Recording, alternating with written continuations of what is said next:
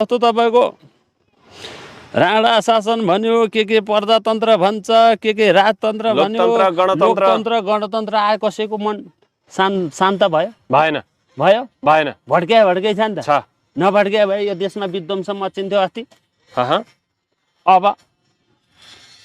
राजतन्त्र नि मन पराएनन् लोकतन्त्र गणतन्त्र नि मन पराएनन् राणा शासन नि हट्यो यो सबै हट्यो अब बाँसुरी तन्त्र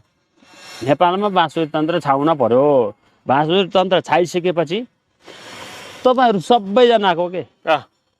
तपाईहरुको मात्र होइन कि यो पृथ्वी रहउन्जेलसम्म न मान्छे न पशु पन्छी सबैको दिल खुश हुने बनाउने हो कि हामीले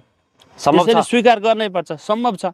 खाली सम्भव छ के क्वेशन हान्नुहुन्छ टाइम दुईको तपाई अवधि तोक्नुस् त्यसैले बाँसुरी तन्त्रको आगमनको अवधि तोक्नुस् यहाँ सुन्नु न अवधि तोक्नु तिथिमिति सहित भन्नुस् अब तपाईलाई राम्रो कुरो नपत्याउने राम्रो बन्छु भन्दा नपत्याउने हो भने तपाईले तपाईको आफ्नो छोरालाई के बनाउन चाहनुहुन्छ छोराछोरीलाई